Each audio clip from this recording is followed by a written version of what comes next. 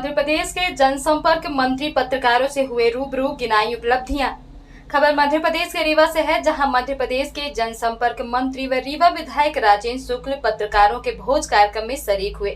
इस दौरान उन्होंने भारतीय जनता पार्टी के कार्यकाल में किए गए विकास की उपलब्धियां गिनाई हैं। आपको बता दें कि मंत्री बनने के बाद उनकी यह पहली पत्रकार वार्ता है। इस पत्रकार वार्ता में उन्होंने सिंचाई परियोजना, शिक्षा, स्वास्थ्य, सड़क, बिजली से लेकर अनेकों कार्यों को गिनाए हैं। इस बात की हमेशा चिंता रहती थी कि आप मंत्री बने हैं तो रीवा को क्या मिलने वाला है। तो सबसे पहले मैं आपको ये खुशखबरी देखना चाहता हूँ कि मंत्री बनने के बाद सबसे पहले मेरे मुख्यमंत्री जी से जो बात हुई, उसमें विभाग आवंटन के बाद मैंने उनको एक बैठक सलाह दिया। फिर मैंने उनसे कहा कि संस्कृत विश्वविद्यालय की आपने रीवा में घोषणा की है, मैं चाहता हूं कि 30 सितंबर को आप उसका शुभारंभ कर दें। लक्ष्मण बाग के भव्य परिसर में भवन भी है, स्थान भी है,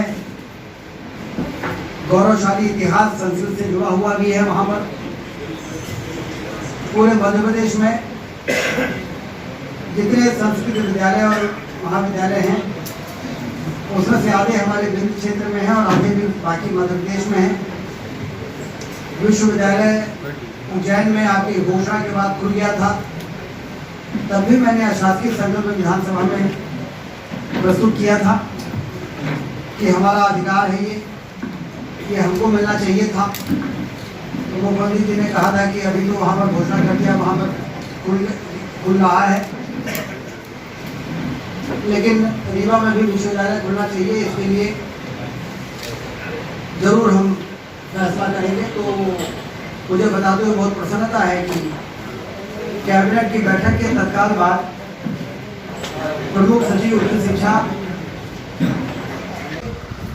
जिस प्रकार से ट्रेंड बच्चे चाहिए, वो ट्रेंड बच्चे हमारे ITI को तो हमने मॉडल ITI बना दिया और उसका उद्घाटन करने वाले हैं, लेकिन ग्लोबल स्किल पार्ट में और ज़्यादा तकनीक वाले, जैसे पॉलिटेक्निक और इंजीनियरिंग में अंतर है और इंजीनियरिंग में और IIT में अंतर है, वैसे ही ITI और मॉडल ITI और ग्लोबल स्किल पार्ट में अंतर है। तो यदि हम रीवा में IIT खोल दें इंजीनियरिंग का, तो उसका जो असर है वही स्किल डेवलपमेंट में यदि हम ग्लोबल स्किल पार्क हो गए तो इंजीनियरिंग के क्षेत्र का IIT के बराबर का वो एक बड़ा काम है जो रीवा को प्राप्त हुआ है। लगभग 200 करोड़ 250 करोड़ जो प्रथम के तैयार हुआ, रीवा इंजीनियरिंग कॉलेज के पीछे की ही जमीन में उसको बनाया जाएगा और इंजीनियरिंग कॉलेज के हमारे बच्चों को उसमें बहुत बड़ा सपोर्ट मिलेगा। एक तरह से इंजीनियरिंग कॉलेज का अपग्रेडेशन भी हो जाएगा। तो ये सारी ऐसी चीज़ें हैं जो हमको प्राप्त होने वाली है। ये बात मैंने आपको इसमें बता दी कि चूँकि आपको ये स्नेक घोष का कार्यक्रम था, तो स्नेक घोष के साथ साथ जो 2-3 दिन के डेवलपमेंट दिल्ली में मंत्रालय में हुए हैं। हमारा सुपर स्पेशलिटी अस्पताल में 84 पद पैरा मेडिकल के और चाहिए। डॉक्टर्स तो हमें इतने मिल गए हैं कि हमारे न्यूरो का भी, हार्ट का भी काम चल रहा है। न्यूरो बहुती का जो बैलेंस काम है, उसका काम बहुत तेज़ी से शुरू होने वाला है। हमने प्रमुख सचिव सिंचाई से भी बात की अभी, और फिर 9 लाख एकड़ में पानी पहुँचाने के लिए 2000 करोड़ रुपए और मंजूर होने वाले हैं। शायद अगले कैबिनेट में आ जाए मऊगंज क्षेत्र के को सिंचाई देने के लिए। तो जब वो पूरे इलाके में हो जाएगा तो 9 लाख एकड़ में पानी पहुँचेगा। यदि 3 लाख एकड़ में पहुँचा है तो आप बाजार की स्थिति देख रहे हैं, कितना खरीदी बिक्री बढ़ गई है, क्योंकि लोगों के जेब में पैसा आता है तो खरीदी बढ़ती है, बिक्री बढ़ती है, उससे व्यापार बढ़ता है, नए नए संस्थान आते हैं, नए नए प्रतिष्ठान आते हैं, और फिर उसमें लोगों को रोजगार के अवसर पैदा होते हैं, कहीं 10 लड़के, कहीं 20 लड़के, कहीं 50, कहीं 100। तो वो समझ में नहीं आता है, लेकिन रोजगार बहुत मिलता है लोगों को। मैं तो कई शोरूम्स में जाता हूँ उद्घाटन करने, तो पहले सवाल मैं करता हूँ कितने लोग काम करेंगे यहाँ। बताते हैं 20 लोग काम कर रहे हैं, तो देखिए कब खड़े हैं, तो खर्चे प्राप्त करेंगे।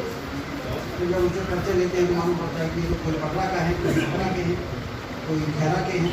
तो ये सब हमारे यहाँ के बच्चों को काम, नए होटल खुल रहे हैं, नए अस्पताल खुल रहे हैं, उसमें कितने लोग काम कर रहे हैं और उसमें काम करने वाले लोग वही लोग हैं जो हमारे यहाँ के बच्चे छोटी छोटी नौकरी के लिए बाहर जाते हैं।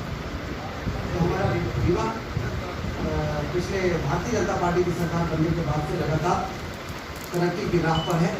हम ग्लोबल स्किल पार्क का भी अगले कैबिनेट में 200-250 करोड़ रुपए का मंजूरी हमको मिलने वाली है। ग्लोबल स्किल पार्क में